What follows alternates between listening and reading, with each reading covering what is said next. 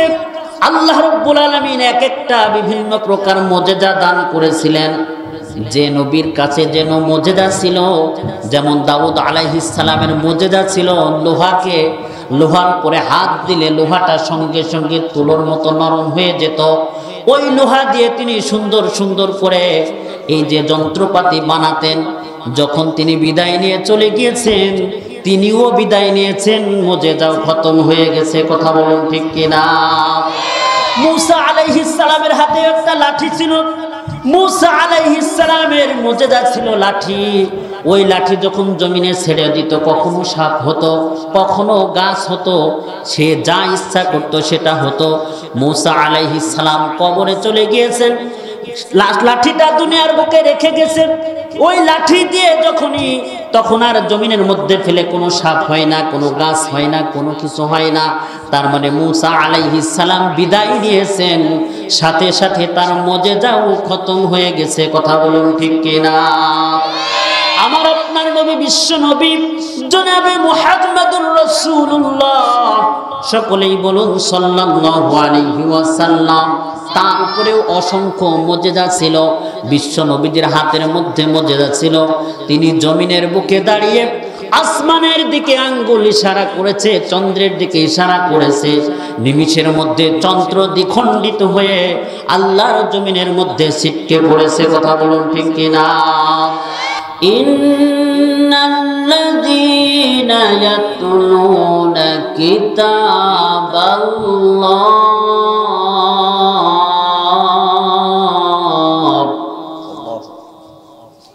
وأقاموا الصلاة وأنفقوا مما رزقناهم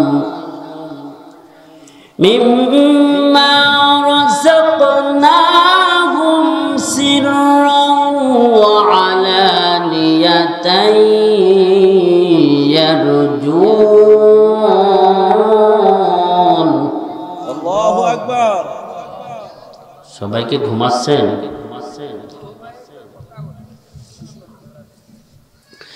সিররাও ওয়া আলানিয়াতান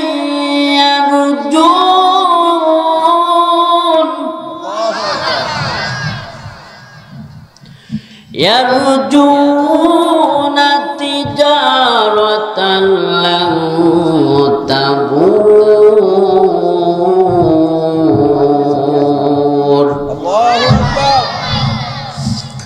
লিওয়াফিয়াহুম উজুরাহুম ওয়া ইয়াজিদাহুম মিন ফাদলিহি ইন্নাহু গফুরুন শাকুর। আল্লাহু আকবার। صدقت يا رب العالمين. وقال النبي صلى الله عليه وسلم إن لله أهلنا من الناس. قالوا من هم يا رسول الله؟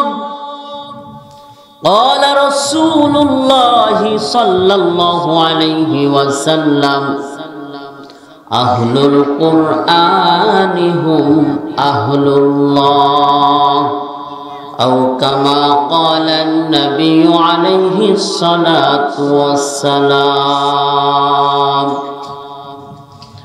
وقال الله تعالى في شأن رسول الله صلى الله عليه وسلم إن الله وملائكته يصلون على النبي يا أيها الذين آمنوا صلوا عليه وسلموا تسليما.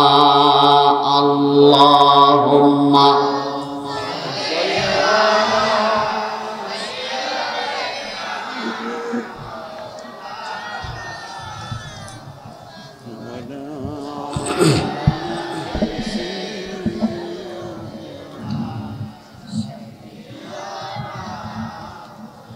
শোনো ওরে গোপালপুরবাসী,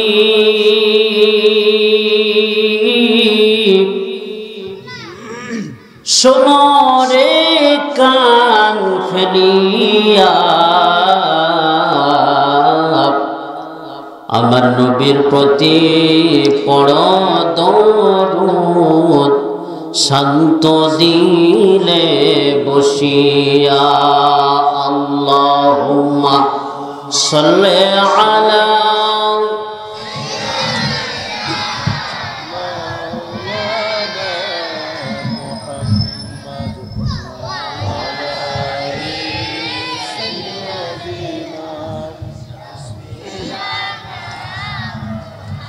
চন্দ্র সূর্য গ্রহ তারা 18,000 মখলুকাত, আল্লাহর তাসবিহ নবীর প্রতি দরুদ পড়ছে তারা দিবারাত। আল্লাহুম্মা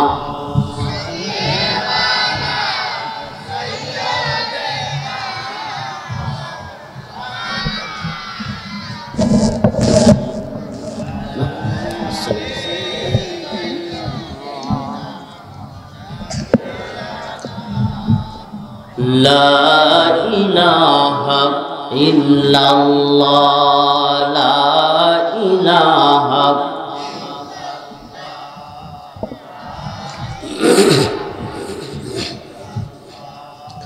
লা ইলাহা ইল্লাল্লাহ, সুবহানাল্লাহ ওয়ালহামদুলিল্লাহ, লা ইলাহা ইল্লাল্লাহ, জোরে জোরে লা ইলাহা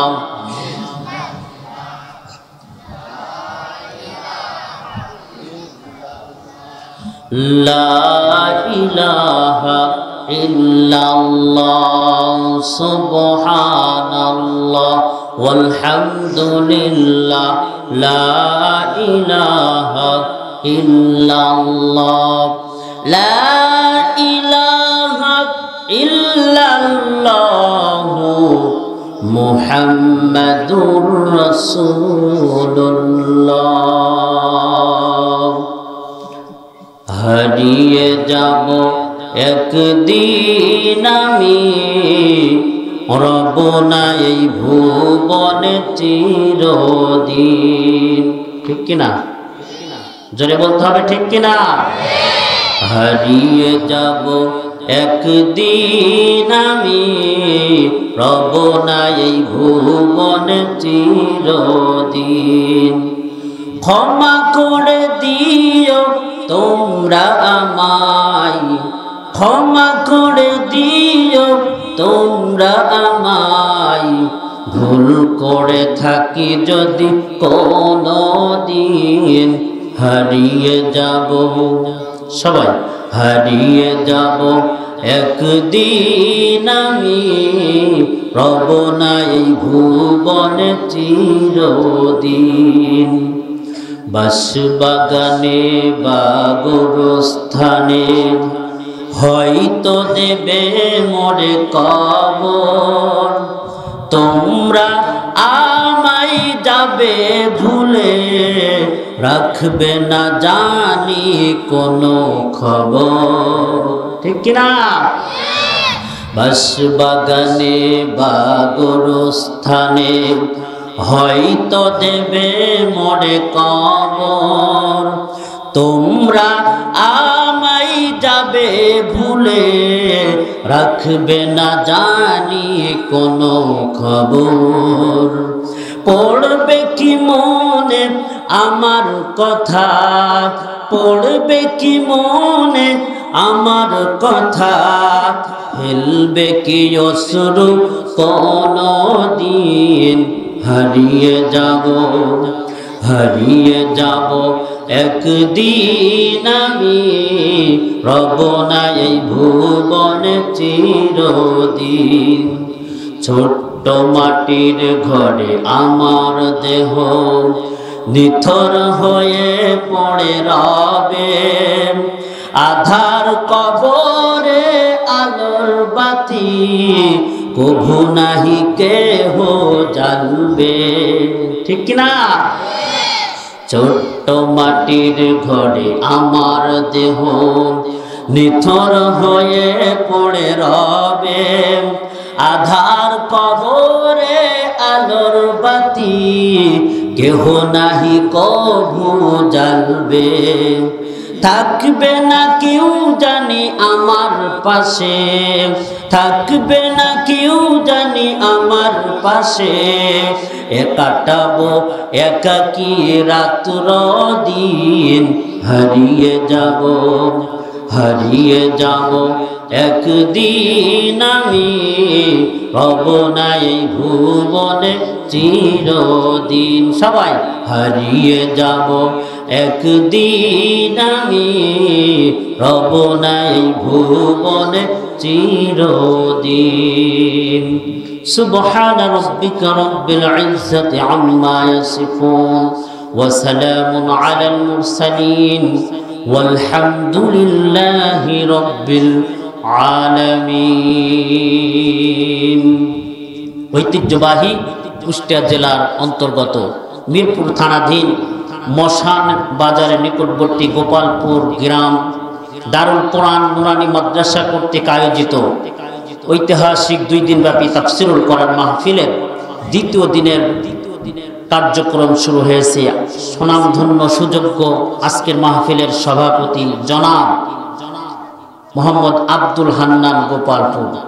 আল্লাহ পাক যেন তার এই গোলামকে মৃত্যুর আগ মুহূর্ত পর্যন্ত দিনের পথে কবুল করে রাখেন, সকলেই বলছি আল্লাহুম্মা আমিন।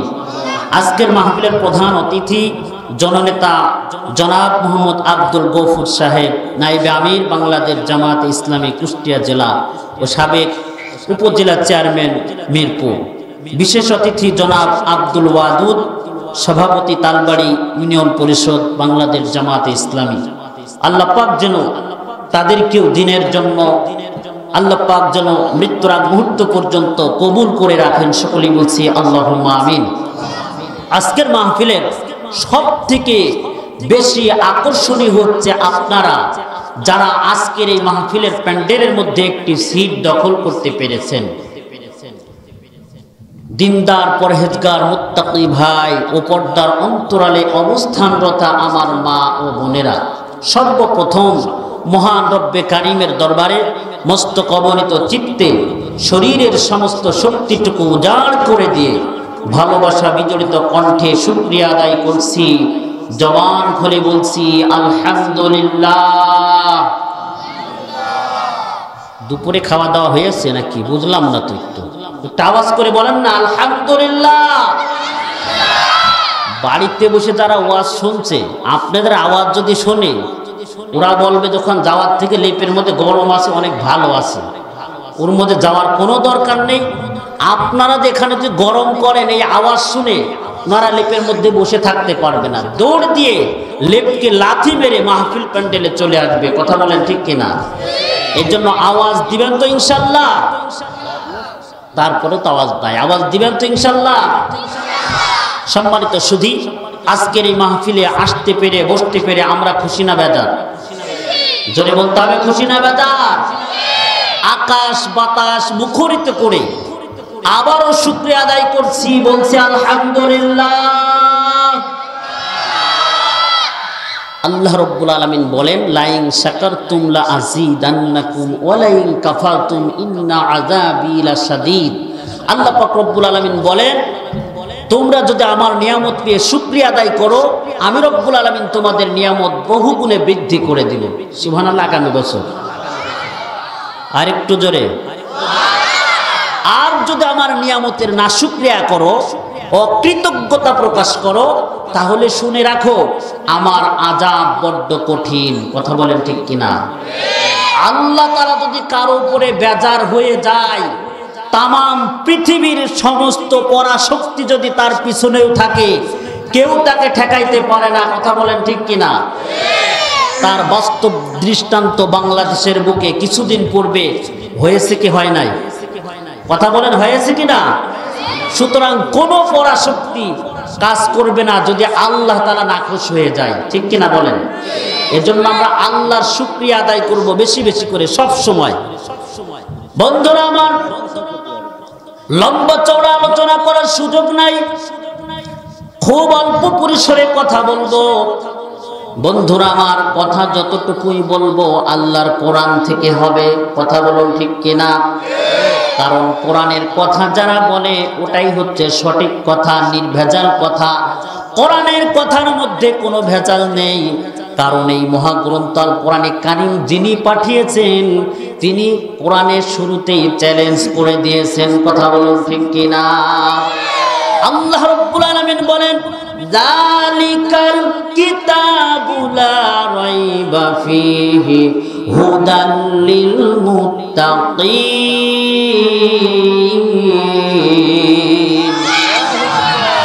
আল্লাহ রাব্বুল আলামিন বলেন, এই যে মহাগ্রন্থ আল কোরআনে কারীম, এই কিতাবের মধ্যে ভুল তো দূরের কথা, সংশয় তো দূরের কথা, ভুলের লেশ মাত্র একটু খুঁজে পাওয়া যাবে না, কথা বলুন ঠিক কিনা?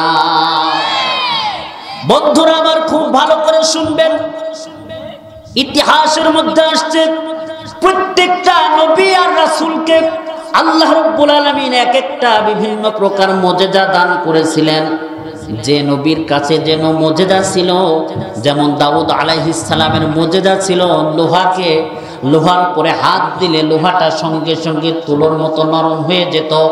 ওই লোহা দিয়ে তিনি সুন্দর সুন্দর করে এই যে যন্ত্রপাতি বানাতেন। যখন তিনি বিদায় নিয়ে চলে গিয়েছেন, তিনিও বিদায় নিয়েছেন, মুজিজাও খতম হয়ে গেছে, কথা বলুন ঠিক কিনা? মূসা আলাইহিস সালামের হাতে একটা লাঠি ছিল। মূসা আলাইহিস সালামের মুজিজা ছিল লাঠি। ওই লাঠি যখন জমিনে ছেড়ে দিত, কখনো সাপ হতো, কখনো গাছ হতো, সে যা ইচ্ছা করতো সেটা হতো। মূসা আলাইহিস সালাম কবরে চলে গিয়েছেন, লাঠিটা দুনিয়ার বুকে রেখে গেছেন। ওই লাঠি দিয়ে তখন আর জমিনের মধ্যে ফেলে কোনো সাপ হয় না, কোনো গাছ হয় না, কোনো কিছু হয় না। তার মানে মূসা আলাইহিস সালাম বিদায় নিয়েছেন, সাথে সাথে তার মুজিজাও খতম হয়ে গেছে, কথা বলুন ঠিক কিনা? আমার আপনার নবী, বিশ্ব নবী জনাবে মুহাম্মদুর রাসূলুল্লাহ, সকলেই বলুন সাল্লাল্লাহু আলাইহি ওয়াসাল্লাম। তার উপরেও অসংখ্য মুজিজা ছিল। বিশ্ব নবীর হাতের মধ্যে মুজিজা ছিল। তিনি জমিনের বুকে দাঁড়িয়ে আসমানের দিকে আঙ্গুল ইশারা করেছে, চন্দ্রের দিকে ইশারা করেছে। নিমিষের মধ্যে চন্দ্র দ্বিখণ্ডিত হয়ে আল্লাহর জমিনের মধ্যে ছিটকে পড়েছে, কথা বলুন ঠিক কিনা? বন্ধুরা আমার, বিশ্ব নবীজির মুজিজা সম্পর্কে লম্বা চওড়া আলোচনা ওই দিকে করার সুযোগ নাই। শুধুমাত্র এতটুকুই বলি, বিশ্ব নবীজির উপরে যতগুলি মুজিজা ছিল, সব থেকে দামি আর উৎকৃষ্ট মানের মুজিজা ছিল মহাগ্রন্থ আল কোরআন। একটু চিৎকার করে বলা যাবে কি আল্লাহু আকবার? আল্লাহর নবী বিশ্ব নবীজির এই মুজিজা আল কোরআনটা কেমন ভাবে সৃষ্ট মুজিজা হলো, বন্ধুরা আমার খুব কান ফেলাইয়া মনোযোগ দিয়ে শোনেন। বিশ্ব নবীজি বিদায় নিয়ে চলে গিয়েছেন 1400 থেকে 1500 বছরের কাছাকাছি, কিন্তু এতদিন অতিবাহিত হয়ে গেছে, কিন্তু আল কোরআনে কারিমের মধ্যে একটি অক্ষর তো দূরের কথা, একটি জবর তো দূরের কথা, একটি জের তো দূরের কথা, একটি পেশ তো দূরের কথা, মহাগ্রন্থ আল কোরআনে কারিমের একটি নোক্তাও কেউ পরিবর্তন করতে পারে নাই। যখনই কোনো ষড়যন্ত্রকারীরা একটি নোক্তা বা জবর জের পরিবর্তন করার চেষ্টা করে, ভুল ঢোকানোর জন্য চেষ্টা করে, আল্লাহর জমিনে লক্ষ লক্ষ জীবন্ত কোরআন এরা সঙ্গে সঙ্গে যখন আল কোরআনটা মিলিয়ে পড়তে শুরু করে, বন্ধুরা আমার, সঙ্গে সঙ্গে ওই ভুলটা তাদের সঙ্গে চোখের সামনে ধরা পড়ে যায়। আর নিমিষের মধ্যে কেউ কোরআনের মধ্যে ভুল ঢুকাইতে পারে না, কথা বলেন ঠিক কিনা? তার মানে হলো এই যে আল কোরআন 1400-1500 বছর পরেও রক্ষিত অবস্থায় রয়েছে, এটাই হচ্ছে আল কোরআনের শ্রেষ্ঠ মুজিজা, কথা বলেন ঠিক কিনা? কারণ পৃথিবীর বুকে জীবন্ত কোরআন রয়েছে। সুতরাং আমরা সেই কোরআন থেকে কথা শুনবো যেই কোরআনের মধ্যে বিন্দু মাত্র ভুল বা সন্দেহের কোনো অবকাশ নেই। কথা বলেন ঠিক কিনা? বন্ধুরা আমার, আমরা এখানে তাফসির মাহফিল, ওয়াজ মাহফিল, দোয়া মাহফিল, সিরাত মাহফিল, যে মাহফিল করেন না কেন, এই মাহফিলটা কিন্তু আমরা শুধু আজকে গোপালপুর মাদ্রাসা মসজিদ সংলগ্ন মাঠে হচ্ছে এমনটি নয়। এই মাহফিলের সূচনা হয়েছিল আল্লাহর জান্নাতে। কথা বলেন ঠিক কিনা? ওই জান্নাতের মধ্যে যে ওয়াজ হয়েছিল, ওই ওয়াজের মধ্যে, ওই নসিহতের মধ্যে দুনিয়ার কোনো মানুষ বক্তা ছিল না। বক্তা ছিল আসমান জমিনের মালিক, একচ্ছত্র মালিক মহান রব্বে কারীম। জোরে কোন আল্লাহু আকবার। আল্লাহ পাক রব্বুল আলামিন ওই মাহফিলের বক্তা হয়ে, ওই মাহফিলের শ্রোতা ছিলেন মাত্র দুইজন, হযরত আদম আলাইহিস সালাম আর মা হাওয়া আলাইহিস সালাম। এই দুইজন ছিলেন শ্রোতা। ওই মাহফিলের বক্তা হলেন আল্লাহ, আর শ্রোতা হলেন দুইজন, আদম আর হাওয়া। আর ওই মাহফিলের মধ্যে লম্বা চওড়া ঘন্টা ঘন্টা কোনো ওয়াজ ছিল না। ওই মাহফিলের মধ্যে আল্লাহ রব্বুল আলামিন নিজে বক্তা হয়ে ওয়াজ করেছিলেন মাত্র একটি। কথা বলুন, কয়টি? আর একটু জোরে বলতে হবে, কয়টি? আল্লাহ রব্বুল আলামিন বক্তা হয়ে যে ওয়াজটি করেছিলেন, আল্লাহ রব্বুল আলামিন সেই কথাটি মহাগ্রন্থ আল কোরআন কারীমের মধ্যে তুলে ধরেছেন।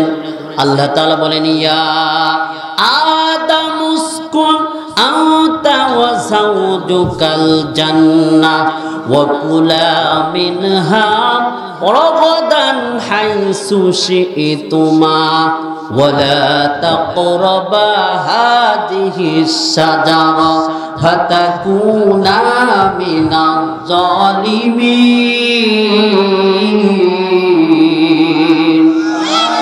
আরেকটু জোরে বলুন আল্লাহু আকবার। আল্লাহু আকবারের স্লোগান মুসলমানদের বড় অস্ত্র। কথা বলেন ঠিক কিনা? কিন্তু বাংলার জমিনে সহ বিশ্বের বিভিন্ন এমন কিছু রাজনৈতিক দল আছে যাদের দলের মধ্যে আল্লাহু আকবার স্লোগান দেওয়া যায় না। আছে না নাই? আওয়াজ করে বলেন, আছে না নাই? যেই দলের মধ্যে আল্লাহু আকবার এই স্লোগানটা চলে না, ওই দলটা করা মুসলমানের জন্য জায়েজ? সবাই বলেন জায়েজ। ফতোয়াটা আপনারা দিয়েছেন, আমি কিন্তু জায়েজ বলেছি। ফতোয়া কারা দিয়েছে? আপনারাই বলেছেন জায়েজ নাই। সুতরাং এমন দলের সাথে কোনো মুসলমান সম্পৃক্ত হতে পারে না। কথা বলুন ঠিক কিনা? বন্ধুরা আমার, খুব ভালো করে শুনবেন। আল্লাহ রাব্বুল আলামিন আদম আর হাওয়া আলাইহিস সালামকে একটি ওয়াজ করলেন, বললেন, ইয়া আদম উসকুন আনতা ওয়া যাওজুকাল জান্নাহ। হে আদম, তুমি এবং তোমার স্ত্রী জান্নাতের মধ্যে বসবাস করো, ঘোরাফেরা করো, খাওয়া দাওয়া করো, যা ইচ্ছা তাই করো, কোনো নিষেধাজ্ঞা নেই। কিন্তু মনে রাখবে, একটি মাত্র ওয়াজ, ওয়ালা তাকরাবা হাদিহিস শাজারা। ওই যে গাছটা দেখা যায়, ওই গাছের ধারে কাছেও যাওয়া যাবে না। যদি ধারে কাছে যাও, ফাতাকুনা মিনাজ জালিমিন, তাহলে কিন্তু আল্লাহর অর্ডার অমান্য হয়ে যাবে। আর অর্ডার অমান্য হয়ে গেলে ফাতাকুনা মিনাজ জালিমিন, তাহলে কিন্তু জালেমদের অন্তর্ভুক্ত তুমি হয়ে যাবে। বলুন নাউজুবিল্লাহ। পক্ষান্তরে দেখা গেল মা হাওয়া আলাইহিস সালাম আল্লাহর হুকুমকে অমান্য করে ওই গাছের কাছে গেলেন।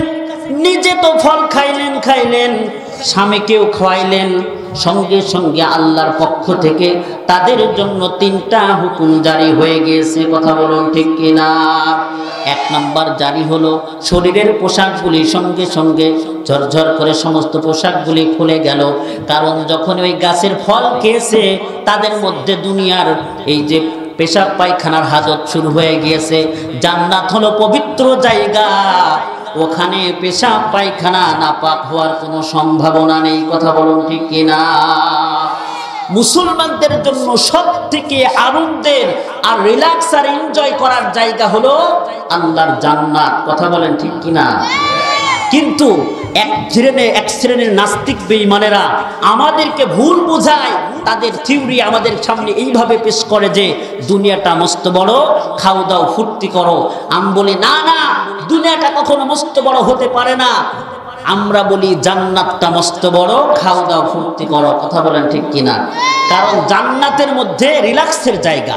দুনিয়ার বুকে আপনি সকালে খাইছেন মন পুড়ে, দুপুরে খাইছেন, রাত্রে খাইছেন, এইভাবে 2 দিন 3 দিন খাওয়ার পরে আপনি আর সুস্থ থাকতে পারবেন না, আপনি অসুস্থ হয়ে যাবেন। কথা বলেন ঠিক কিনা?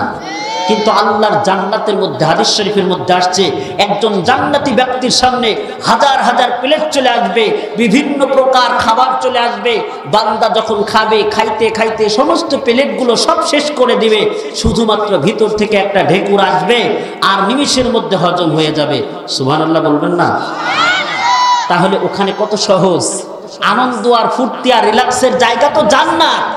কিন্তু ইনারা আমাদেরকে বোঝায় দুনিয়াটা মস্ত বড়, খাও দাও ফুর্তি করো। এটা কোনো মুসলমানদের স্লোগান হতে পারে না। কথা বলেন ঠিক কিনা?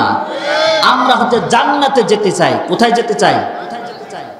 বন্ধুরা আমার খুব ভালো করে শুনবেন, আল্লাহ রাব্বুল আলামিন এই হুকুমটা যখন অমান্য হয়ে গেল, সঙ্গে সঙ্গে তাদের শরীরের সমস্ত পোশাকগুলি খুলে গেল, আর হচ্ছে জান্নাত থেকে বের হওয়ার পারমিশন হয়ে গেল। দুনিয়ার বুকে তারা চলে আসলো। বন্ধুরা আমার, জান্নাতের মধ্যে আর থাকা হলো না। আমি আপনাদের সামনে বলতে চাই, আদম আর হাওয়া আলাইহিস সালাম, আমাদের আদি পিতা মা হাওয়া, এই যে আদি পিতা আদম আলাইহিস সালাম আর মা হাওয়া আলাইহিস সালাম, দুইজনই জান্নাতের মধ্যে ছিলেন। শুধুমাত্র আল্লাহ রাব্বুল আলামিনের একটু হুকুম একটু অমান্য করা মতো হয়েছে বিধায় তারা জান্নাতে থাকতে পারে নাই। আর আজকে আমরা যারা এই মাহফিল প্যান্ডেলে বসেছি, আমাদের উদ্দেশ্য হলো জান্নাত। কথা বলেন ঠিক কিনা? তাহলে আজকের এই মাহফিল থেকে যা কিছু আলোচনা হবে, ওইগুলি আমাদের মানা লাগবে নাকি ছাড়া লাগবে? জোরে বলেন, মানবো নাকি ছাড়বো?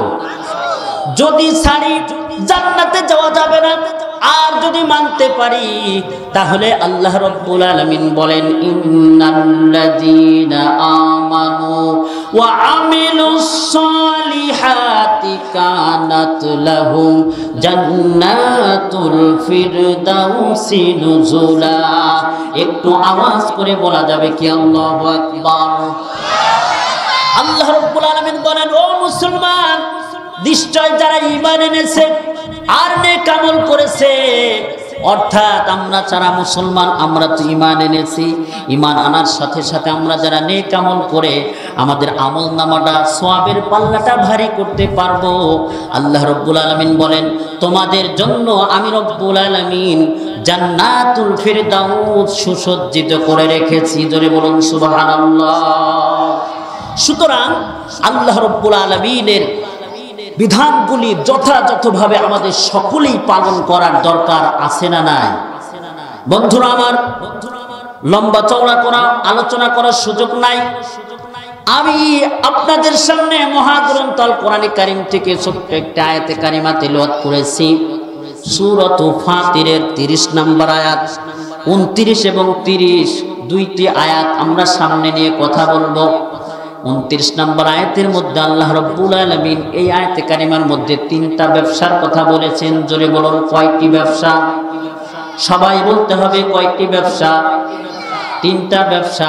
1 নাম্বার, ইন্নাল্লাযীনা ইয়াতলুনা কিতাবাল্লাহ, নিশ্চয় যারা আল্লাহর কোরআন পড়েছে, আল্লাহর কোরআন পড়া শিখেছে, কোরআনের ব্যাখ্যা বিশ্লেষণ বুঝেছে, ব্যক্তি জীবন, পারিবারিক জীবন, সামাজিক জীবন, রাষ্ট্রীয় জীবন, আন্তর্জাতিক জীবন, প্রত্যেকটা জায়গায় যারা আল্লাহর কোরআনের বিধান অনুযায়ী যখন সুন্দর করে নিজে চলেছে, অপরকে চলানোর চেষ্টা করেছে, এইভাবে যদি করতে পারে, এটা হচ্ছে 1 নম্বরের ব্যবসা। 2 নম্বর ব্যবসা, ওয়া আকামুস সালাহ, নামাজ কায়েম করা, ওয়া আনফাকু মিম্মা রাযাকনাহুম সিররাও ওয়া আলানিয়া।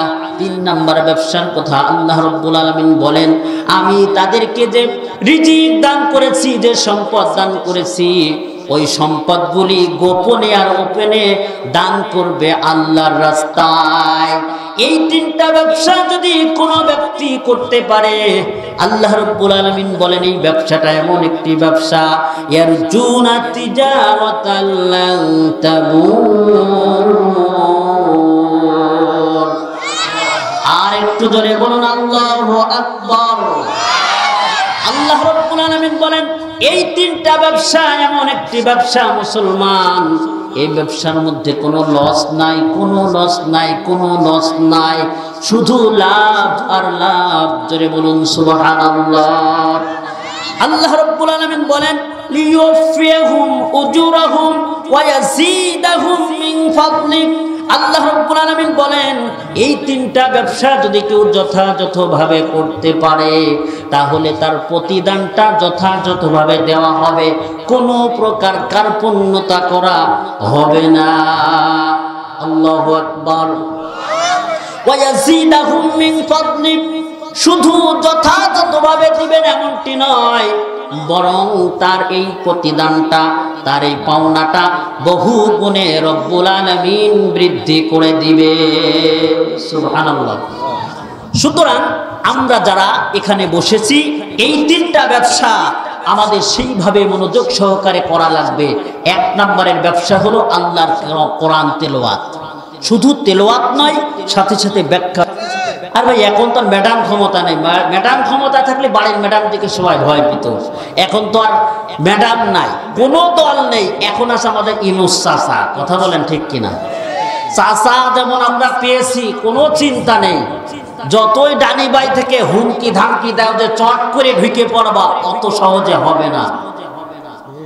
কথা বলে না কেন ভাই? সম্ভব হবে না। কথা বলেন ঠিক কিনা? বাংলার প্রত্যেকটা ঘরে ঘরে নওজোয়ান যুবক প্রস্তুতি গ্রহণ করছে, তুমি চট করে ঢুকবা আর তোমাকে চট করে ছাড়িয়ে দেবে, অত সহজ না। কথা বলেন ঠিক কিনা? কারণ বাংলার মুসলমানেরা সহ্য করতে করতে সহ্যের বাঁধ ভেঙে গেছে, এখন আর ঘরে বসে থাকার সুযোগ নাই। কথা বলেন ঠিক কিনা?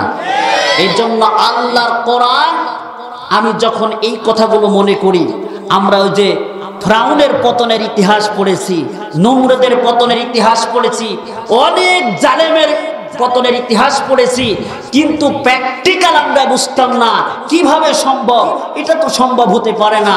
কিন্তু আল্লাহ রাব্বুল আলামিন আমাদের কপাল ভালো, 2024 সালের আগস্ট মাসে আল্লাহ রাব্বুল আলামিন বুঝাইতে চাইলেন আমি কিভাবে এত বড় বড় জালেমদেরকে পতন করেছি, তোমাদের চোখে আঙ্গুল দিয়ে দেখালাম, এটা আমি আল্লাহ রাব্বুল আলামিন পারি। কথা বলেন ঠিক কিনা? এটা স্পষ্ট।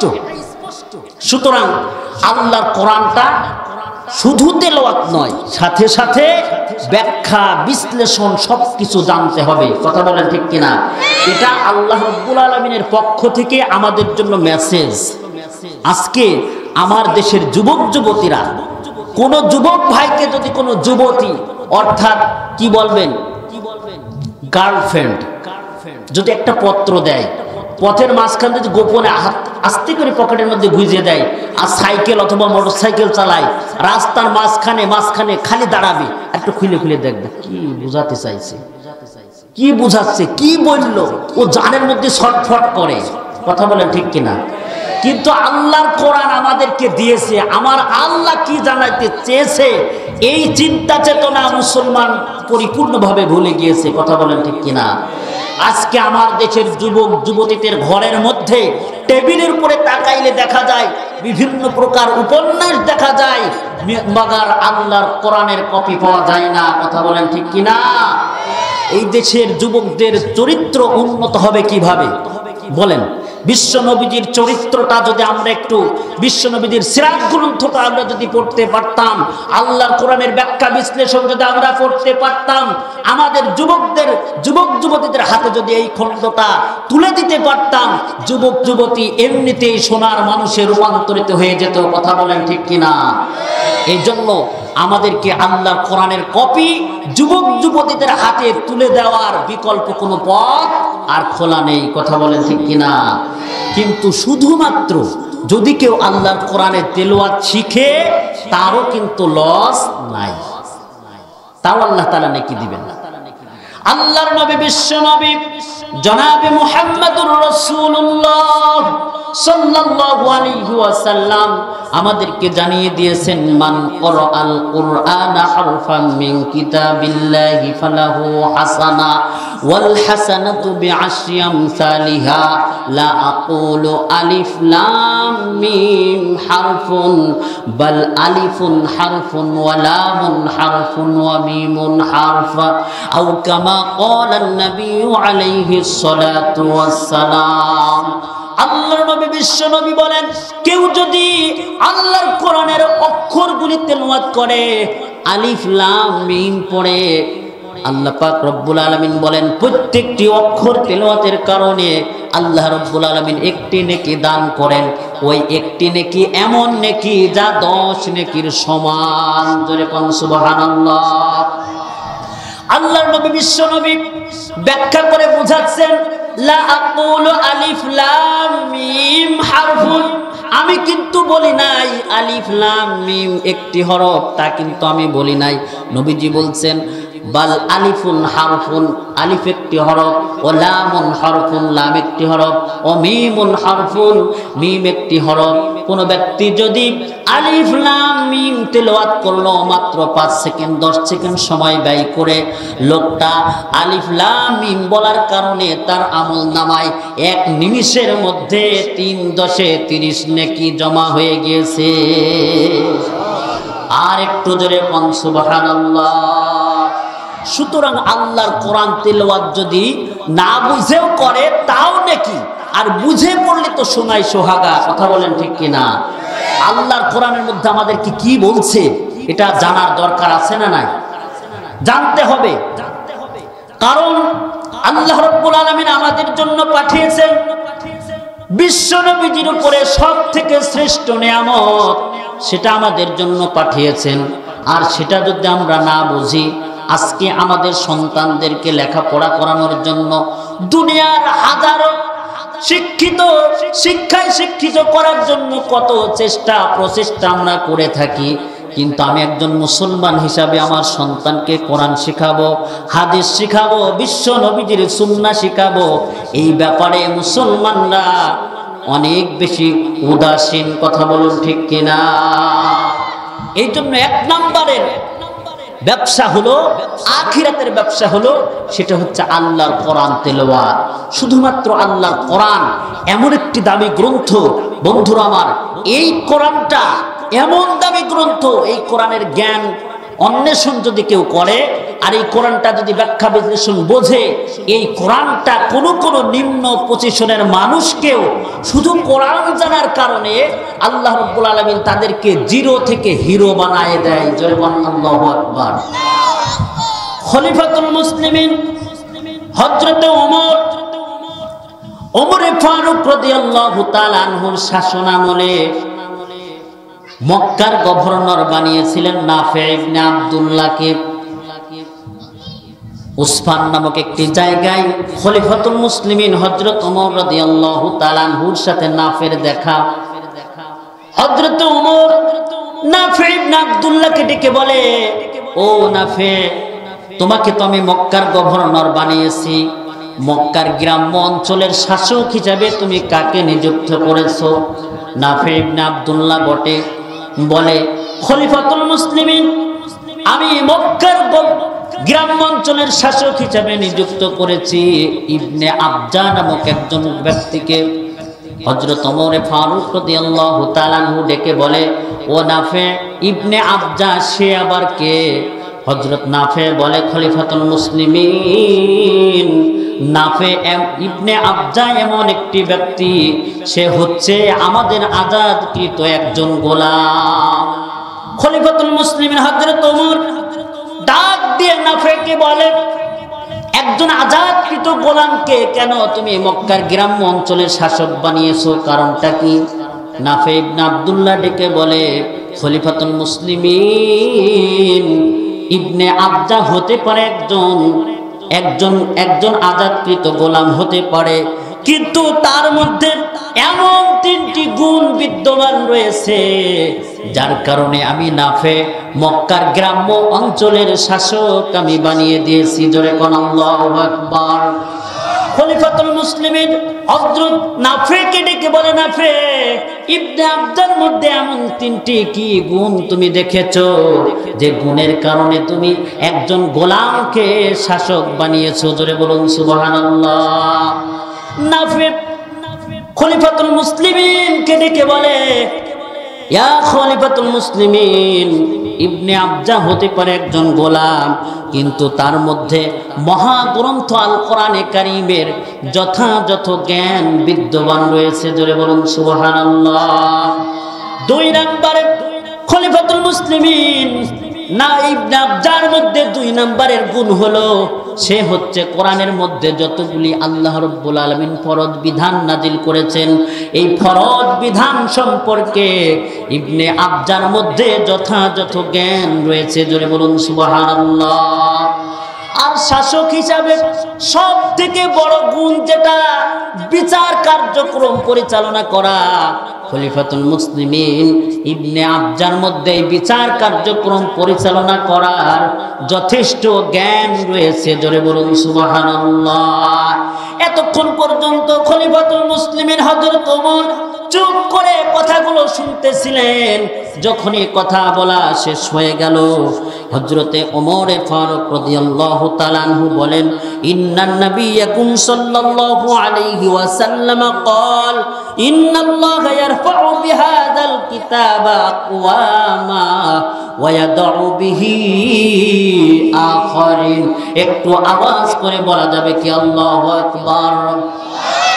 খলিফাতুল মুসলিমিন হযরত নাফেকে ডেকে বলে, ও নাফে, আল্লাহর নবী, বিশ্ব নবী জনাবে মুহাম্মদুর রাসূলুল্লাহ সাল্লাল্লাহু আলাইহি ওয়াসাল্লাম আমাদেরকে জানিয়ে দিয়েছেন এই যে মহাগ্রন্থ আল কোরআন এমন একটি গ্রন্থ, এই গ্রন্থর জ্ঞান যদি কেউ অন্বেষণ করে, একেবারে নিম্ন পজিশনের মানুষও যদি সে হয়, এই কোরআনের জ্ঞান অন্বেষণ করার কারণে আল্লাহ রাব্বুল আলামিন তাকে জিরো থেকে হিরো বানায় দেয়। জোরে বলুন ঠিক কিনা?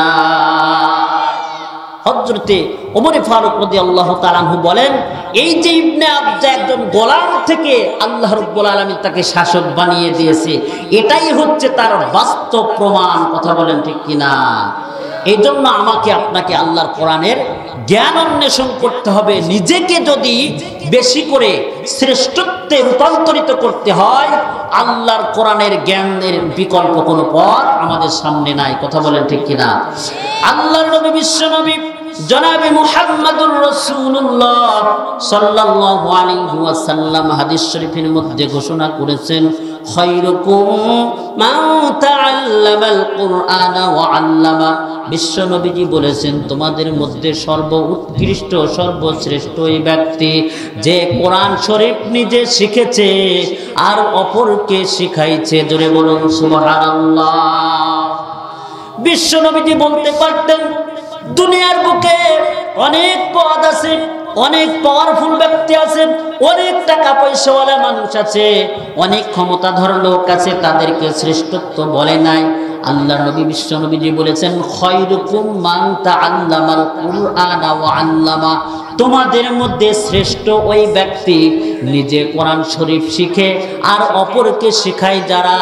এই দুনিয়ার বুকে শ্রেষ্ঠ মানুষ হচ্ছে তারা। কথা বলুন ঠিক কিনা?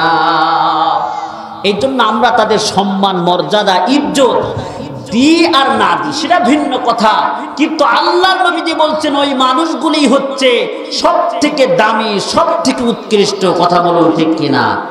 আজকে বাংলাদেশের বুকে যারা, সারা বিশ্বের বুকে কোরআনের হাফেজ যারা, সিনার মধ্যে আল্লাহর কোরআন নিয়ে বিশ্বের বুকে লাল সবুজের পতাকাটা উড্ডীন করে, এই সমস্ত মানুষের রাষ্ট্রীয়ভাবে কোনো সংবর্ধনা দেওয়া হয় না। কথা বলেন ঠিক কিনা? মর্যাদা কাদের? ওই যে একটা খাইতে ব্যাট আর একটা ছোট একটা বল, মাঝখানে নিজে একটা শট মারবে, এটাকে মারবে, বাউন্ডারি পার হয়ে গেলে ছক্কা। আর এদেরকে দেখেন যাওয়ার জন্য কত প্রকার, প্লেন ফ্রি, এটা ফ্রি, সেটা ফ্রি। তাদেরকে যখন বিদায় দেয় এয়ারপোর্টে কত সংবর্ধনার আয়োজন করা হয়। যদি ওখানে হেরে যায়, কখন চোরের মতো বাংলাদেশে ঢোকে কেউ টের পায় না। কথা বলেন ঠিক কিনা? আর যদি যেতে, আরে তোরে বাবা, নাচতে নাচতে অবস্থা খুব খারাপ। কথা বলেন ঠিক কিনা? কিন্তু আল্লাহর কোরআনের ইজ্জত রক্ষার্থে এরা যে আল্লাহর কোরআনকে সিনায় নিয়ে সারা বিশ্বের বুকে যারা যে লাল সবুজের পতাকা উড্ডীন করেছে, এই মানুষগুলিকে, এই কোরআনের হাফেজগুলিকে যেইভাবে সংবর্ধনা সম্মাননা দেওয়ার দরকার বাংলাদেশের পক্ষ থেকে ওইভাবে দেওয়া হয় না। কথা বলেন ঠিক কিনা?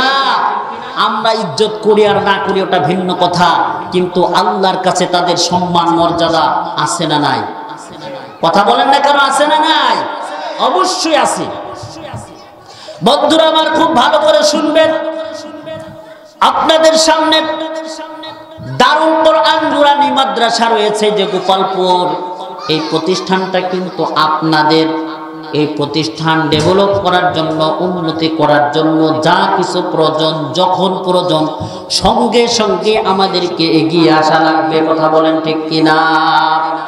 বন্ধুরা আমার, 1 নম্বরের ব্যবসা হলো আল্লাহর কোরআন। আল্লাহর কোরআনের তেলাওয়াত জানতে হবে, ব্যাখ্যা বিশ্লেষণ জানতে হবে, এর উপরে আমল করতে হবে। 2 নম্বরের ব্যবসা হলো আকামুস সালাহ। 2 নম্বরের ব্যবসা হলো নামাজ কায়েম করা। ঠিক কিনা? জোরে বলছেন না কেন? ঠিক কিনা? আজকে আল্লাহর মেহেরবানিতে এই মাহফিলের মধ্যে আমরা যারা এখন বসেছি, আমার কাছে মনে হয় অনেক শ্রোতা এমন আছে যে মাগরিবের নামাজ আল্লাহর ওয়াস্তে পড়ে নাই, এশাও পড়ে নাই, ফজরের নামাজটাও যে আল্লাহর ওয়াস্তে পড়বে না এই ব্যাপারে নিয়তটা পাকাপোক্তই আছে। এমন মুসল্লির পরিমাণ কম না বেশি? এ কথা বলছেন না কেন? কম না বেশি? তাহলে ওয়াজ শুনে লাভটা কি বলেন? ওয়াজ শুনে তার আমল করা লাগবে। 5 ওয়াক্ত নামাজ প্রত্যেকটা মুসলমানের জন্য ফরজে আইন। আজকে আমরা হুজুর মানুষ বিভিন্ন জায়গায় দায়িত্ব পালন করার ক্ষেত্রে আপনাদের বাস্তব, আপনাদের চরিত্র বাস্তব আমাদের জানা। কিভাবে? আজকে যদি মাইকিং করা হয় গোপালপুর মাদ্রাসার মাঠে একটা জানাজা হবে আসরের নামাজের পরে, দেখবেন এলাকার মানুষ গণ্যমান্য সবাই সুন্দর করে আসরের নামাজে এই জানাজা নামাজ আদায় করার জন্য মসজিদ মাদ্রাসা প্রাঙ্গণে হাজির হয়ে যাবে। কি বলেন? হাজির হওয়ার পরে দেখবেন আর মাত্র নামাজের বাকি আছে 10 মিনিট, সুন্দর করে লাশের আশেপাশ সব দাঁড়িয়ে আছে জানাজা করবে বলে। এদিকে নামাজের টাইম হয়ে গেল, আসরের নামাজ। অনেক মানুষগুলি, কিছু মানুষ আছে যারা মসজিদের মধ্যে কাতারে দাঁড়িয়ে গেছে আসরের নামাজ আদায় করবে বলে। আর এমন কিছু দিনদার পরহেজগার মুত্তাকি মানুষ আছে, এরা কিন্তু 5 ওয়াক্ত ওই নামাজে, আসরের নামাজে অংশগ্রহণ করলো না। জিজ্ঞাসা যদি করেন বলবে জানাজা নামাজ পড়তে এসেছি। এমন বুজুর্গ মানুষ আছে না নাই? এ কথা বলেন, আছে না নাই? আরে ভাই, যে নামাজের জন্য তুমি দাঁড়িয়ে আছো এটা তো ফরজে কিফায়া নামাজ। আমরা 5 জনও যদি আদায় করতাম এলাকার সমস্ত মানুষ এর থেকে গুনাহমুক্ত হয়ে যেত। কথা বলেন ঠিক কিনা? আর ফরজে আইন হলো ব্যক্তিগত, প্রত্যেকটা মানুষের উপরে ফরজে আইন। আমি আদায় করলে আমার বাবার আদায় করা হবে না, আমি আদায় করলে আমার স্ত্রীর আদায় করা হবে না, আমি আদায় করলে আমার সন্তানের আদায় করা হবে না। অর্থাৎ প্রত্যেকেই নিজ নিজ দায়িত্বে 5 ওয়াক্ত নামাজ আদায় করা লাগবে। এটাই হচ্ছে আল্লাহর কুদরতি পার্লামেন্টের সিদ্ধান্ত। কথা বলেন ঠিক কিনা? কিন্তু দুঃখজনক হলেও সত্য, আজকে আমরা অধিকাংশ মুসলমান নামাজ থেকে অনেক দূরে ছিটকে পড়ে আছি। কথা বলেন ঠিক কিনা? নামাজ পড়া লাগবে কি লাগবে না? কথা বলেন, লাগবে কি লাগবে না? অবশ্যই লাগবে। কারণ নবীজি বলছেন, আউয়ালু মা ইউহাসাবু বিহিল আবদু ইয়াউমাল কিয়ামাতিস সালাহ। কিয়ামতের মাঠে আপনাকে যখন হিসাব নিকাশের কাজ গোড়ায় দাঁড়াবেন, সর্বপ্রথম আপনাকে নামাজের হিসাব নিবে। কি বলেন? সর্বপ্রথম নামাজের হিসাব দেওয়া লাগবে। আল্লাহর নবী, বিশ্ব নবী জনাবে মুহাম্মদুর রাসূলুল্লাহ সাল্লাল্লাহু আলাইহি ওয়াসাল্লাম হাদিস শরীফের মধ্যে ঘোষণা করেছেন, বাইনাল আবদি ওয়াল কুফরি তারকুস সালাহ। একজন মুসলমান আর একজন বিধর্মী, এই দুইটার মধ্যে পার্থক্য করে দেয় একটা ইবাদত, সেই ইবাদতের নাম হচ্ছে নামাজ। কিন্তু আজকে আমরা যারা নামাজ আদায় করি, যারা করি না তাদের কথা তো ভিন্ন কথা, কিন্তু আমরা যারা 5 ওয়াক্ত নামাজ, কারণ গজবের ফেরেশতা আসবে, আর গজবের ফেরেশতা আসলে কখনো তোমার ঈমানে মৃত্যু নসিব হবে না। কথা বলেন ঠিক কিনা? এই জন্য নামাজ যে আদায় করে, নারী হোক পুরুষ হোক, প্রত্যেকটা ব্যক্তি যারা 5 ওয়াক্ত নামাজ আদায় করে এরা পবিত্র থাকে। আর পবিত্র অবস্থায় যখন মৃত্যু চলে আসবে, যখন ওই লোকটার মৃত্যুটা ঈমানে মৃত্যু হবে। কথা বলেন ঠিক কিনা? বন্ধুরা আমার, 3 নম্বরের ব্যবসা হলো ওয়া আনফাকু মিম্মা রাযাকনাহুম সিররাও ওয়া আলানিয়া। আল্লাহর নবী নবীর জনাবে মুহাম্মদুর রাসূলুল্লাহ সাল্লাল্লাহু আলাইহি ওয়াসাল্লামের উপরে আল্লাহ রাব্বুল আলামিন যে মহাগ্রন্থ আল কোরআনে কারীম নাজিল করেছেন, এই কোরআনে কারীমের মধ্যে দান সদকার কথা অসংখ্য আয়াতে কারিমার মধ্যে এসেছে। আর এই আয়াতে কারিমার মধ্যে আল্লাহর রাস্তায় দান করাকে 3 নাম্বার আখিরাতের ব্যবসার কথা বলা হয়েছে। কথা বলুন ঠিক কিনা? আল্লাহ রাব্বুল আলামিন বুঝাচ্ছেন, ও বান্দা, যখন তুমি দুনিয়ার বুকে জন্মগ্রহণ করো, ভূমিষ্ঠ হও, তখন কিন্তু তোমার নামে কোনো অ্যাকাউন্ট ছিল না, তোমার কোনো বাড়ি ছিল না, তোমার কোনো গাড়ি ছিল না, এমন কি তোমার শরীরের মধ্যে যে পোশাকটা পর্যন্ত তোমার ছিল না। কথা বলেন ঠিক কিনা? আমরা একেবারেই উলঙ্গ অবস্থায় দুনিয়ার বুকে এসেছিলাম। আমার টাকা ছিল না, বাড়ি ছিল না, গাড়ি ছিল না, কিচ্ছু ছিল না। যখন দুনিয়ার বুকে আসলাম, আমার নামে অ্যাকাউন্ট হয়েছে, আমার বাড়ি হয়েছে, আমার গাড়ি হয়েছে। বন্ধু, একটু খেয়াল করেন তো, আপনি যে বাড়িতে বসবাস করেন ওই বাড়িটাকে আপনি বলছেন আমার বাড়ি। কিছুদিন পূর্বে ওই বাড়িটাকে আপনার বাবা বলেছে আমার বাড়ি, তার কিছুদিন পূর্বে আপনার দাদা বলেছে আমার বাড়ি, তার কিছুদিন পূর্বে আপনার পরদাদা বলেছে আমার বাড়ি, এখন আপনি বলছেন আমার বাড়ি। কিছুদিন পরে আপনার সন্তান বলবে আমার বাড়ি, তারপরে তা আপনার নাতিরা বলবে আমার বাড়ি। আসলে আমার বাড়ি না, আমার বাড়ি কোথায়? কবরের বাড়ি আসল বাড়ি। কথা বলেন ঠিক কিনা? এই বাড়ি, এই যে আমরা যেটা, এটা ধোঁকা। এই বাড়ির অরিজিনাল মালিক হচ্ছেন আমার আল্লাহ। তোরে কোন ঠিক কিনা? আল্লাহ রাব্বুল আলামিন আমাকে আপনাকে বোঝাচ্ছেন, ও দুনিয়ার মানুষেরা, সম্পদ কিন্তু তোমাদের নয়, আমি রব্বুল আলামিন নিজে দয়া করে মায়া করে তোমাদের সম্পদ দান করেছি। আবার তোমাদের কাছে আমি চাই তোমরা আমাকে কর্জা হাসানা দাও, তোমরা আমার রাস্তায় দান করো।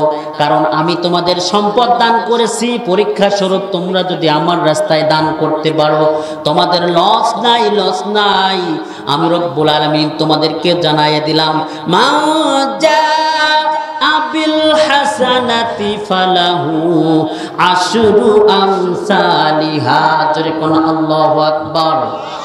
আর একটু জোরে বলুন আল্লাহু আকবার। আল্লাহ রাব্বুল আলামিন বলেন, বান্দা, তুমি আমার রাস্তায় দান করবে 1 টাকা, আমি রব্বুল আলামিন তোমাকে কম পক্ষে বাড়াই দেব 10 টাকা। সুবহানাল্লাহ বলবেন না? আল্লাহ তাআলা বলছেন 1 টাকা যদি তুমি দান করতে পারো, আমি রব্বুল আলামিন বৃদ্ধি করে তোমাকে দেব 10 টাকা। বন্ধুরা আমার, খেয়াল করে শুনুন, আল্লাহর নবী বিশ্ব নবী বলেন, ও দুনিয়ার মানুষেরা, তোমরা বলো বাড়ি আমার, গাড়ি আমার, এটা আমার, সেটা আমার, কিন্তু আমি রাসূল তোমাকে জানাইয়ে দিলাম এটা তোমার কখনো হতে পারে না। তোমার সম্পদ হচ্ছে ওইটা যেটা তুমি হায়াতে জিন্দেগিতে তোমার শুধুমাত্র খেয়েছো, খেয়ে নিঃশেষ করে দিয়েছো, এইটা হচ্ছে তোমার সম্পদ। আর যে সম্পদগুলি, যে পোশাকগুলি তুমি পরিধান করেছো, একবার পরিধান করে নিঃশেষ করে ছিঁড়ে ফেলে শেষ করে দিয়েছো, ওইটা হচ্ছে তোমার সম্পদ। আর যে সম্পদটা আল্লাহর রাস্তায়, আল্লাহর দ্বীনের জন্য, কোরআনের জন্য, মাদ্রাসা মসজিদের জন্য, এতিম অসহায় বিধবা মানুষদের জন্য যে সম্পদটা দান করছো, আখিরাতে আল্লাহর অ্যাকাউন্টে জমা দিচ্ছ, ওইটাই হচ্ছে তোমার সম্পদ। কথা বলো ঠিক কিনা? আল্লাহর অ্যাকাউন্টে যদি আমি আপনি সম্পদ জমা দিয়ে থাকি, ওই সম্পদ কখনো নষ্ট হয় না। কথা বলেন ঠিক কিনা? আপনার অ্যাকাউন্টে টাকা রাখবেন, এই যে কিছুদিন পূর্বে যে অবস্থা হয়েছিল, আপনার অ্যাকাউন্টে আপনার কষ্টে অর্জিত সম্পদ 10 লক্ষ টাকা আপনি রেখে দিয়েছেন, ইচ্ছা করলেই আপনি তুলতে পারতেন না। ঠিক কিনা? ইচ্ছা করলে তুলতে পারতেন না। আপনাকে একটা লিমিট করে দিয়েছে 25,000 অথবা 50,000 অথবা 1 লক্ষ, একবারে সঙ্গে সঙ্গে তোলার মতো ক্যাপাসিটি ছিল না। অর্থাৎ আপনার সম্পদও দেখেন আপনার কাছে থাকছে না, যে কোনো সময় নষ্ট হয়ে যেতে পারে। আপনার ব্যবসায় সম্পদ আছে, যে কোনো কারণে ব্যবসায় আপনি ধরা খেয়ে আপনার ব্যবসায় লাল বাতি জ্বলতে পারে, কথা বলেন ঠিক কিনা? কিন্তু আল্লাহ তাআলা বলছেন ওয়াল আখিরাতু খায়রুম ওয়া আবকা, আখিরাতের জন্য তোমরা যে সম্পদ দান করবে ওই সম্পদ কখনো নষ্ট হবে না। আমি রব্বুল আলামিন তোমাদের জন্য কিয়ামতের মাঠে বকশিশ দেওয়ার জন্য, হাদিয়া দেওয়ার জন্য সংরক্ষণ করে রাখবো। জোরে বলুন সুবহানাল্লাহ। লা ইলাহা ইল্লাল্লাহ। জোরে জোরে সুবহানাল্লাহ। লা ইলাহা, আরো জোরে লা ইলাহা ইল্লাল্লাহ সুবহানাল্লাহ। লা ইলাহা, লা ইলাহা ইল্লাল্লাহ মুহাম্মাদুর রাসূলুল্লাহ। ভালো লাগছে কি লাগছে না? ভালো লাগে তো ইনশাল্লাহ। আপনারা কি বিরক্ত বোধ করছেন? মাহফিল যতক্ষণ পর্যন্ত চলবে আপনারা থাকবেন তো নাকি ভাগবেন? কারা কারা যাবে? থাকবেন তো ইনশাল্লাহ? সবাই একটু জায়গা ছেড়ে একটু দাঁড়ান তো, গরম জায়গাটা ছেড়ে দাঁড়ান তো। আল্লাহু আকবার, সবাই দাঁড়ান। আল্লাহু আকবার, সবাই দাঁড়াবেন। আল্লাহু আকবার, সবাই দাঁড়াবেন। আল্লাহু আকবার, লিল্লাহি তাকবীর। আল কোরআনের আলো, আল হাদিসের আলো, মাদ্রাসা মসজিদ যেখানে, ওলামায়ে কেরাম যেখানে, তাফসীর মাহফিল যেখানে, যাত্রা গান যেখানে, ঠিক আছে তো? আমরা এসব উল্টা পাল্টা কাজের সাথে নাই, কথা বলেন ঠিক কিনা? পাখি জামা যেখানে, নোংরামি সেখানে আমরা নাই, কথা বলেন ঠিক কিনা? মেহেরবানি করে আমরা সামনের দিকে এগিয়ে আসি। সবাই সামনে, সবাই এগিয়ে আসবো, কোনো ফাঁকা জায়গা রাখবো না ইনশাল্লাহ। সবাই সামনের দিকে এগিয়ে আসি, সামনে সুন্দর করে বসে পড়েন। আল্লাহু আকবার। আল্লাহ পাক রব্বুল আলামিন আল্লাহর কোরআন শোনার জন্য যে সমস্ত মানুষগুলি সামনের দিকে এক হাত অগ্রসর হবে, আল্লাহ রাব্বুল আলামিন তার জন্য জান্নাতের পথ সহজ করে দিবে, কথা বলুন ঠিক কিনা?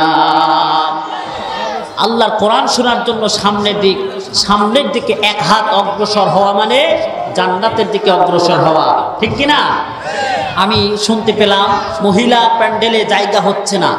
মা বোনদেরকে অনুরোধ করে বলবো আপনারা মেহেরবানি করে সামনের দিকে অগ্রসর হয়ে আরেকজন মা বোনকে বসার জন্য সুযোগ করে দিবেন। কারণ আল্লাহর কোরআনের কথা শুনে একজন যদি হেদায়েত পেয়ে যায়, ওই একজন হেদায়েতের পাওয়ার কারণে আমার আপনার জন্য নাজাতের জন্য যথেষ্ট হয়ে যাবে, কথা বলেন ঠিক কিনা?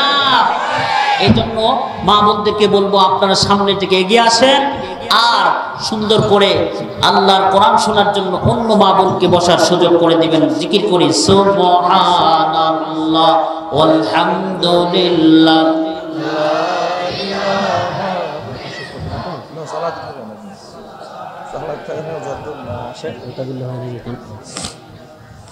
সবাই জোরে সুবহানাল্লাহ ওয়ালহামদুলিল্লাহ লা ইলাহা,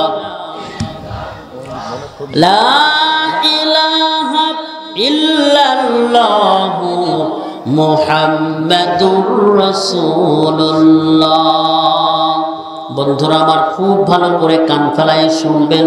আল্লাহ পাক রব্বুল আলামিন বলেন ৩ নম্বরের ব্যবসা হলো ওয়া আনফাকু মিম্মা রাযাকনাহুম সিররান ওয়া আলানিয়া।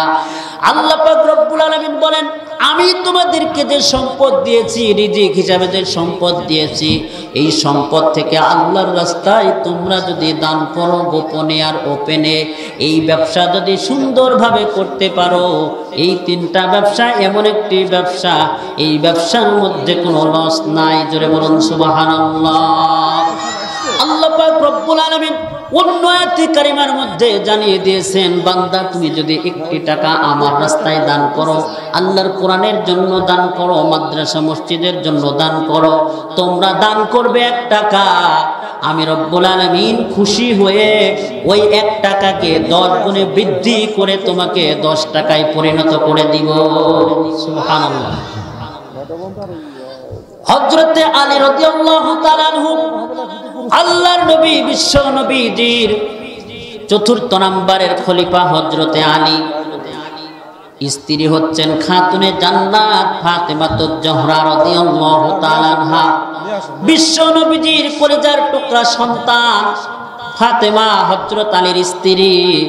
ফাতেমা অসুস্থ, কয়েকদিন যাবত জ্বর, কোনো কিছু খেতে পারে না, মুখে রুচি নাই। হযরত আলীকে ডেকে বলে, আমাকে একটু বেদানা খেতে মনে চায়। স্ত্রী যদি আদরের হয়, স্বামীর কাজ যদি কোনো রিকোয়েস্ট করে, বলুন তো স্বামী যদি তার ব্যালেন্সের মধ্যে থাকে অথবা নাই থাকুক না কেন, ভালোবাসার স্ত্রী যদি হয় অবশ্যই তার আশাটা পূর্ণ করার জন্য চেষ্টা করে। কথা বলুন ঠিক কিনা? হযরত আলী রাদিয়াল্লাহু তাআলা আনহু অল্প কিছু টাকা নিয়ে বাজারের মধ্যে চলে গেলেন। বাজারের মধ্যে গিয়ে একটি মাত্র বেদানা খরিদ করেছেন, ব্যাগের মধ্যে গোপন করে নিয়ে আসছেন, কেউ যেন দেখতে না পারে। আপনি যদি ভালো কিছু খরিদ করেন, ভালো মাছ কেনেন, গোশত কেনেন, আপনি বড় বড় মাছ কিনে রাস্তা দিয়ে ঝুলাইয়ে আনতে পারেন না। কারণ হলো আপনার টাকা আছে, আপনি কিনছেন, কিন্তু আপনার ওই বড় মাছ দেখে যদি কোনো গরিব মানুষ একটু দেখে খেতে লোভ যায়, তাহলে অবশ্যই আপনি গুনাহগার হবেন। এটা সমীচীন নয়। কথা বলুন ঠিক কিনা? কারণ হলো আপনি গোপনে নিয়ে আসবেন। কথায় আছে, একা একা খেতে চাও দরজা বন্ধ করে খাও। কথা বলেন ঠিক কিনা? আপনি অল্প জিনিস কিনেছেন, দামি জিনিস, মানুষের সামনে এইভাবে খুলে দেখায় আনতে পারেন না, আপনাকে গোপনে আনতে হবে। হযরত আলী একটি মাত্র বেদানা কিনে একটি থলের মধ্যে করে ব্যাগে করে নিয়ে চলে আসছেন, পথে রওনা করেছেন। পথির মধ্যে হঠাৎ করে একজন ফকির এসে হাজির। আলীকে ডেকে বলে, হযরত আলী, আজ কয়েকদিন যাবৎ ক্ষুধার্ত, কোনো কিছু খাই নাই, শরীরটা অসুস্থ লাগছে, আমার মনে চায় একটু বেদানা খেতে। হযরত আলী বলে, গোপনে বেদানা কিনলাম, ফকির আবার দেখছে কোত্থেকে রে? বিষয়টা কি? কেউ তো দেখে নাই, ফকিরটা দেখলো কি করে? বলছে কি করা যায়? হযরত আলীকে ডেকে বলে, আলী, আজ কয়েকদিন যাবত পর্যন্ত আমি খাই নাই, একটুখানি বেদানা খেতে মনে চাই। হযরত আলী চিন্তা করলো, আমার বাড়িতে স্ত্রী অসুস্থ, তাকেও তো বেদানা খাওয়ানো লাগবে, এদিকে ফকিরও অসুস্থ, কি করা যায়? আল্লাহর কোরআনের দিকে তাকায় দেখলেন, আল্লাহ পাক বলেছেন, ওয়া আম্মাস সাইলা ফালা তানহার। একটু আওয়াজ করে বলুন আল্লাহু আকবার। হযরত আলী লক্ষ্য করলেন, আল্লাহর কোরআন বলছে, কোনো ব্যক্তি যদি তোমার কাছে কোনো কিছু চায়, দেওয়ার মতো পরিবেশ পরিস্থিতি যদি তোমার থাকে, খবরদার তুমি তাকে ফেরত দিও না, ধমক দিও না। হযরত আলী আল্লাহর কোরআনের বিধানের দিকে লক্ষ্য করে হযরতে আলী ভাবলেন, ঠিক আছে, একটা বেদানা তো আছে, অর্ধেক কেটে ফকিরকে দিয়ে দিব, আর অর্ধেক বেদানা আমার স্ত্রীর জন্য বাড়িতে নিয়ে যাব। কথা বলুন সুবহানাল্লাহ। হযরত আলী চিন্তা করলেন, সঙ্গে সঙ্গে বেদানাটা কেটে 2 ভাগ করে ফকিরের হাতের মধ্যে অর্ধেক দেয়া দিলেন, আর অর্ধেক বেদানা হযরত আলী ব্যাগের মধ্যে আবার রেখে দিলেন। ফকির অর্ধেক বেদানা খেয়ে ফেললো। অর্ধেক বেদানা খেয়ে হযরত আলীকে ডেকে বলে, আলী, অর্ধেক বেদানা খাওয়ার পরে আমার মনে হচ্ছে অর্ধেক সুস্থ হয়ে গেছি। বিপদ বাড়ছে না কমছে? অর্ধেক দিয়ে মনে করলো যে অর্ধেক দিয়ে অর্ধেক স্ত্রীর জন্য নিয়ে যাব। ফকির বলে, আলী, অর্ধেক বেদানা খাওয়ার পরে মনে হচ্ছে আমার শরীরটা অর্ধেক সুস্থ হয়ে গেছে, আর অর্ধেক খাইতে পারলে আমি সুস্থ হয়ে যেতাম। হযরত আলী রাদিয়াল্লাহু তাআলা আনহু ভাবলেন, বাকি অর্ধেকটাও যদি ফকিরকে দিয়ে দিই, তাহলে আমি বাড়িতে কি নিয়ে যাব? ভাবতে শুরু করলেন, কিন্তু মনে মনে ভাবলেন, যা হয় হোক, সে তো অসুস্থ, অর্ধেক খাওয়ার পরে যদি অর্ধেক সুস্থ হয়, বাকি অর্ধেকটাও আমি ফকিরকে দিয়ে দিই। এই সিদ্ধান্ত মোতাবেক হযরত আলী ব্যাগের মধ্য থেকে বাকি অর্ধেক বেদানাটা বের করে ফকিরের হাতের মধ্যে তুলে দিলেন। ফকির খেয়ে নিল। হযরত আলী বাড়ির দিকে রওনা করেছেন। হাঁটি হাঁটি পা করে গেটের সামনে এসে বাড়ির মধ্যে ঢোকে না, শুধু পায়চারি করে। আমার স্ত্রী এত আবদার করলো কোনো কিছু। তো হযরত আলী চিন্তা করলেন ফাতেমা তো আমার কাছে কোনোদিন কোনো কিছু চায় না, শুধুমাত্র একটা বেদানা খাইতে চেয়েছে, সেটাও আমি আনতে পারলাম না। আমার মতো ব্যর্থ স্বামী কিভাবে বাড়ির মধ্যে ঢুকবে? এইরকম চিন্তা করতে করতে হঠাৎ করে হযরত ফাতেমা চিন্তা করলো কি ব্যাপার, হযরত আলী বাড়িতে আসে না কেন? দীর্ঘক্ষণ পর্যন্ত অপেক্ষা করছে, দরজার দিকে তাকাই দেখে কেউ যেন দরজার সামনে শুধু হাঁটি হাঁটি পায়চারি করছে। বিষয়টা কি? তাকিয়ে দেখে প্রাণের স্বামী হযরত আলী। ডাক দেয়া বলে, আলী রে, কেন তুমি দরজার সামনে হাঁটি হাঁটি পা পা করছো? তাড়াতাড়ি করে ভিতরে আসো। কি হয়েছে? বেদানা আনতে পারো নাই বুঝি? হযরত আলী ডেকে বলে, ও আমার প্রিয়তমা স্ত্রী, বেদানা এনেছিলাম বটে, কিনেছিলাম বটে, কিন্তু ওই বেদানাটা আল্লাহর রাস্তায় দান করে দিয়েছি। জোরে কন্যা সুবহানাল্লাহ। স্বামী যেমন স্ত্রীও তেমন। যখনই বলল, ও প্রাণের স্ত্রী, আমি বেদানা পেয়েছিলাম কিন্তু আল্লাহর রাস্তায় দান করে দিয়েছি, হযরত ফাতেমাতুজ জোহরা রাদিয়াল্লাহু তাআলা আনহা হযরত আলীকে ডেকে বলে, আলী রে, এই জন্যই আল্লাহ পাক রব্বুল আলামিন আমাকেও পরিপূর্ণ সুস্থ করে দিয়েছে। আর একটু জোরে কোন সুবহানাল্লাহ। তুমি যে দান করে দিয়েছো, কারণ আল্লাহর নবী বিশ্ব নবী হাদিস শরীফের মধ্যে বলেছেন, আস-সাদকাতু তারাদ্দুল বালা, দান সদকার দ্বারা বালা মুসিবত দূর হয়ে যায়। কথা বলেন ঠিক কিনা? বললেন যে তুমি দান করেছো, এই জন্য আমি নিজেও সুস্থ হয়ে গেছি, চিন্তা করার কোনো কারণ নেই, আসো ভিতরে আসো, একসাথে খাবার খাবো, তারপরে রেস্টে যাব। এইভাবে যখন ডাকলেন, দুইজন অপেক্ষা করছেন, গল্পগুজব করছেন। হঠাৎ করে দরজার সামনে খটখট করে আওয়াজ। বিষয়টা কি? সালমান ফারসি এসে হাজির, আল্লাহর নবীর একজন বৃদ্ধ সাহাবী এসে হাজির। ডাক দিয়ে বলে, আলী, তাড়াতাড়ি করে গেটের লক খোলো, আমার মাথা ব্যথা হয়ে যাচ্ছে, তাড়াতাড়ি খোলো। হযরত আলী গেটটা খুলে দিল। সালমান ফারসি রাদিয়াল্লাহু তাআলা আনহু এক ঝাঁকা বোঝাই করে আপনার বেদানা নিয়ে এসে হাজির হয়ে গেছে। আল্লাহু আকবার বলেন। এক ঝাঁকা বেদানা নিয়ে এসে হাজির। হযরতে আলীকে ডেকে বলে, আলী, বিলম্ব করো না, তাড়াতাড়ি করে ঝাঁকাটা আগে নিচের দিকে নামাও, আমার মাথা ব্যথা হয়ে যায়। যখন ঝাঁকাটা নামাইলো, সালমান ফারসি হযরত আলীকে ডেকে বলে, আলী রে, তাড়াতাড়ি করে নামাও, আমার মাথাটা ব্যথা হয়ে গেছে। কি ব্যাপার? আমার বাড়ির সামনে তুমি বেদানা নিয়ে আসলে, কোনো কোথা থেকে এই বেদানা তুমি পেলে?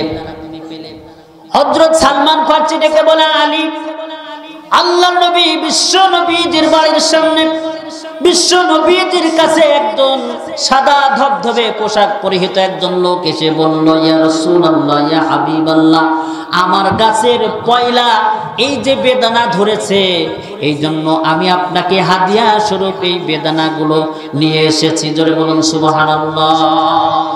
আপনারা তো অনেক সময় একটু পেয়ারা গাছ থেকে নতুন পেয়ারা ধরছে, ইমাম সাহেবকে হাদিয়া দেন না?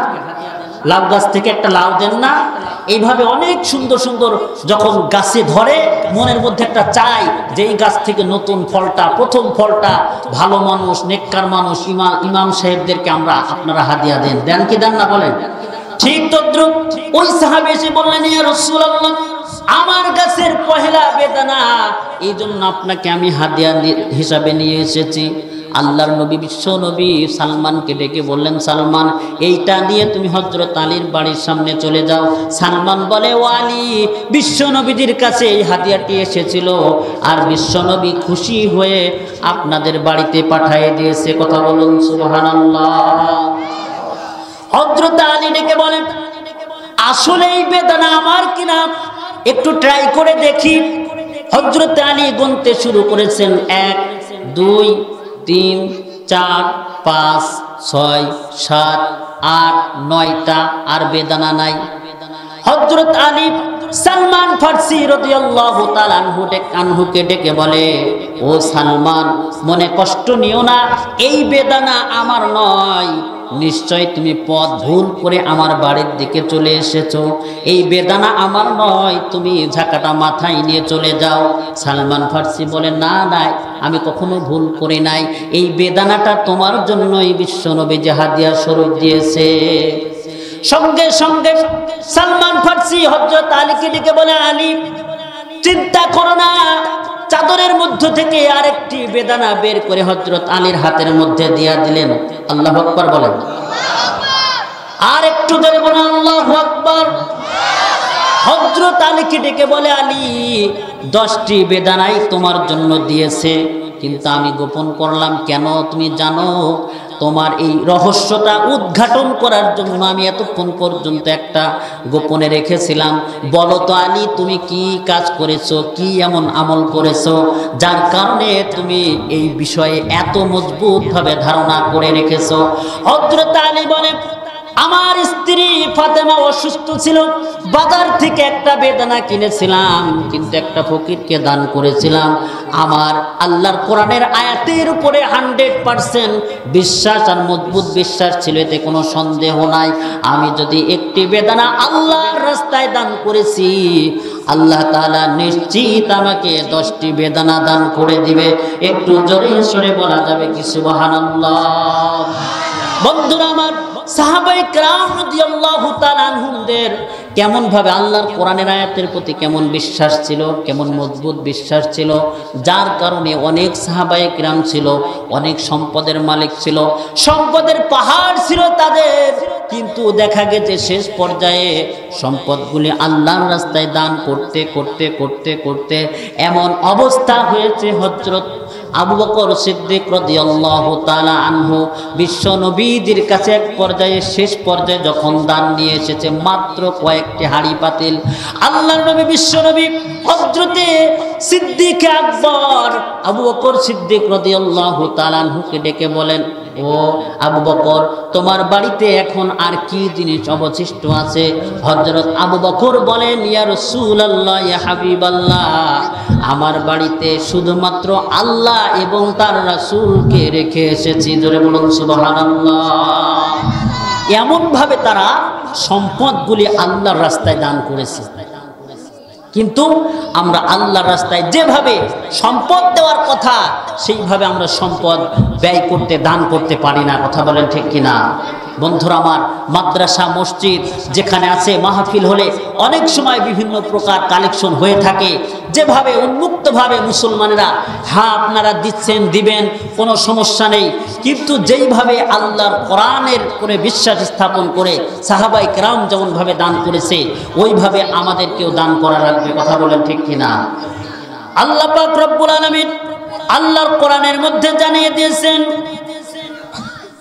الذين ينفقون أموالهم بالليل والنهار سرا وعلانية فلهم أجرهم عند ربهم ولا خوف عليهم ولا هم يحزنون.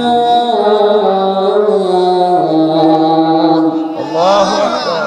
আর একটু জোরে বলুন আল্লাহু আকবার।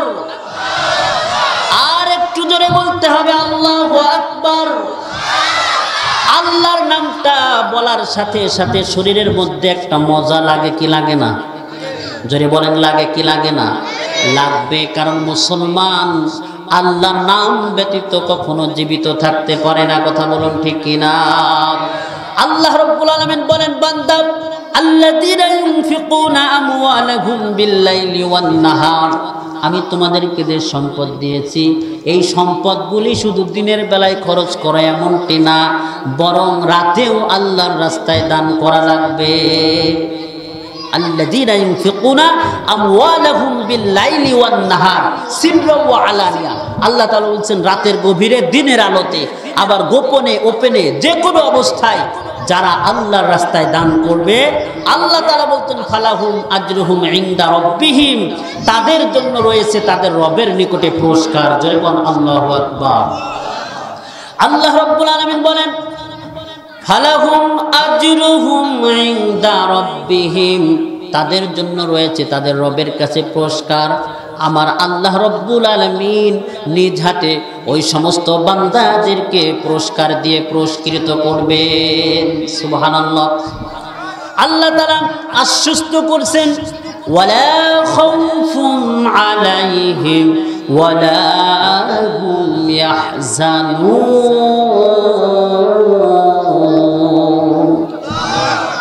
আল্লাহ তাআলা বলেন তাদের কোনো ভয় নাই, তাদের কোনো টেনশন নাই। আমি রব্বুল আলামিন তাদের জন্য পুরস্কারের ব্যবস্থা রেখেছি। সব থেকে দামি পুরস্কার হলো আল্লাহ রব্বুল আলামিনের পক্ষ থেকে সব থেকে দামি পুরস্কার হলো আল্লাহর জান্নাত।